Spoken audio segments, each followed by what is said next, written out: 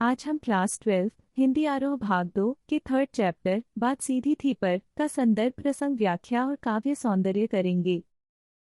बात सीधी थी पर एक बार भाषा के चक्कर में जरा टेढ़ी फंस गई।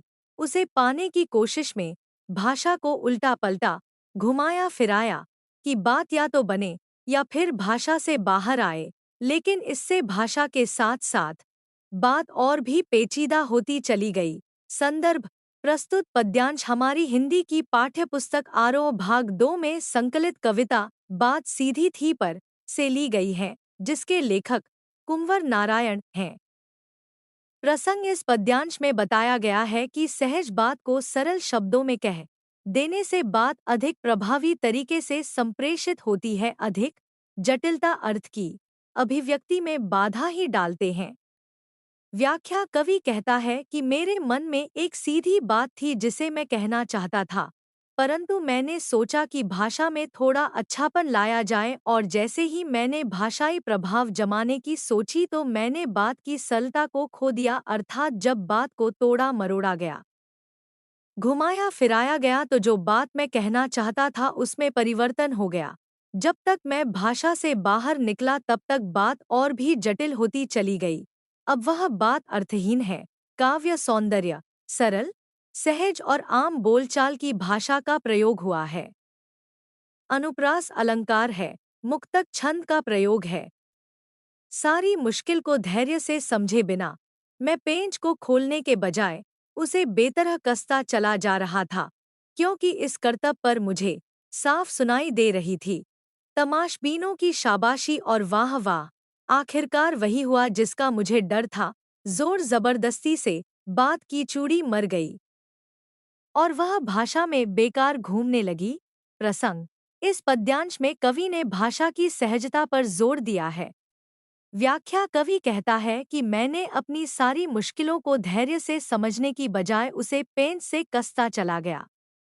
कवि को अपनी मुश्किलों को पहले समझना चाहिए था, परंतु उसने ऐसा ना करके उसे और अधिक जटिल बना दिया। फिर कवि को उन लोगों की आवाज सुनाई देती है जो उसे देख रहे थे। लोगों की उसे अब शाबाशी और वाह वाह क्या बात साफ साफ सुनाई दे रही है। अर्थात वह बात जो वह पहले समझ नहीं पाया कि लोग उसे क्या कह रहे थे, और अंत में पेंच रूपी बात को ज्यादा कसने के चक्कर में पेंच बेकार हो गया हो। कवि को इसी बात का डर था कि कहीं अपनी बात को ज्यादा घुमाने से बात की अहमियत खत्म ना हो जाए, और ऐसा ही हो गया। काव्य सौंदर्य अनुप्रास अलंकार का प्रयोग है, मुक्तक छंद का प्रयोग है। भाषा सरल, सहज और सुबोध है। हार कर मैंने उसे कील की तरह उसी जगह ठोक दिया, ऊपर से ठीक ठाक, पर अंदर से न तो उसमें कसाव था न ताकत।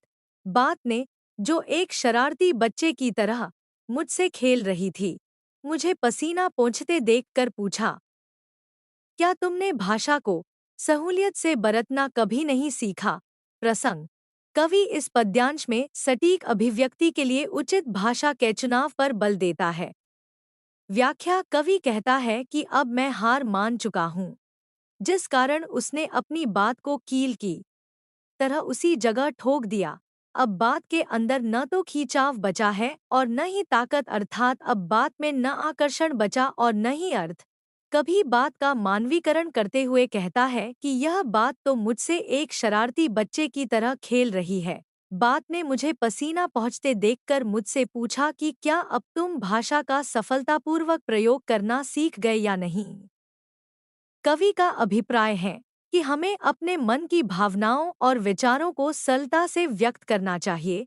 काव्य सौंदर्य मानवीकरण अनुप्रास अलंकार का प्रयोग है, मुक्तक छंद का प्रयोग है। भाषा सरल और सहज है। Thank you for watching. Do like, subscribe and share.